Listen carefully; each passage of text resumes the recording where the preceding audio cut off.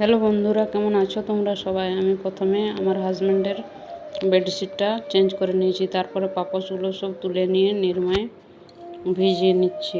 প্রথমে আমি বেডশিটগুলো ভিজিয়ে নিচ্ছি, তারপরে আমি অন্য বালতিতে পাপোশগুলো ভিজিয়ে নেব। এবার বাইরেটা আমি ভালো করে জল দিয়ে সুন্দর করে ধুয়ে নিচ্ছি।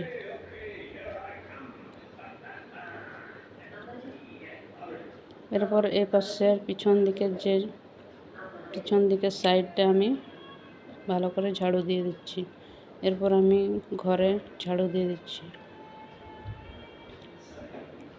পুরো ঘর আমি সুন্দর করে ঝাড়ু দিয়ে দিচ্ছি।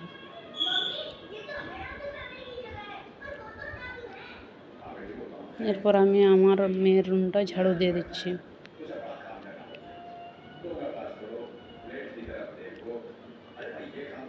এরপর যে বেসিনটা আছে আমাদের, যেখানে আমরা ব্রাশ করে মুখ টুক ধুই, সেটা পরিষ্কার করে নিয়ে আমার ছাইগুলো ফেলে নিয়ে ফুল গাছে জল দিয়ে দিচ্ছি। পুরো ফুল গাছে জল দিয়ে দিচ্ছি। ফুল তুলে নিয়েছি। এবার আমি ঠাকুর ঘরটা মুছে ঠাকুরের ফুল টুল রেখে দেবো সুন্দর করে। এরপর ছাদের উপরে কাপড় মেলে দিয়েছি। ছাদটা আমি সুন্দরভাবে ঝাড়ু দিয়ে দিচ্ছি।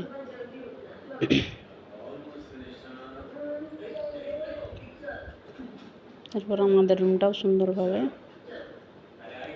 এরপর আমার হাজব্যান্ডের জন্য আমি পাতলা সরু চাকলি বানিয়ে দিচ্ছি, আর লাল চা। আর অফিস থেকে নিম পাতা এনেছিল কচি কচি, সে নিম পাতার বেগুন দিয়ে হবে, আর হবে কাঁচকলা, আর হবে চুনো মাছ। এরপর আমার মেয়ের রুমের বইগুলো খুব সুন্দর করে সাজিয়ে দিচ্ছি। রোজ বইগুলোকে অগোছালো করে দেয়। ক্লাস 9-এ পড়ে, তবুও গুছিয়ে রাখে না।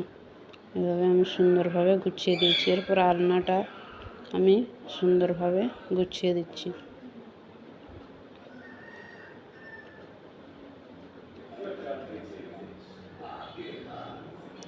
আলনাটা সুন্দরভাবে গোছানো হয়ে গেছে। এবার ভাত ফুটছে, ডাল করে নিয়েছি। এবার আমি মাছের ঝালটা করে নেব।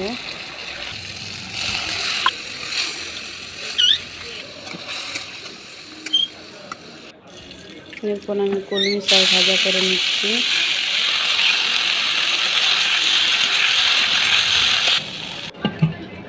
আজকের মেনুতে হয়েছে গরম গরম ভাত, কলমি শাকের ভাজা, মুসুর ডাল, মাছ ভাজা, নিম বেগুন, কাঁচকলার তরকারি। এরপর আমি ঘর মুছে নিচ্ছি। প্রথমে হাজব্যান্ডের রুমটা খুব সুন্দর করে মুছে নিচ্ছি।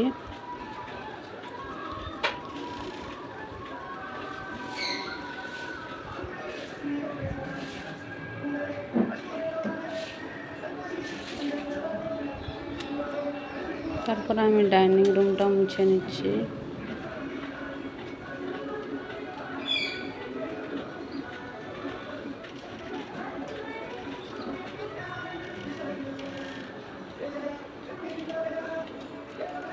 তারপর আমি আমাদের রুমটা মুছে নিচ্ছি।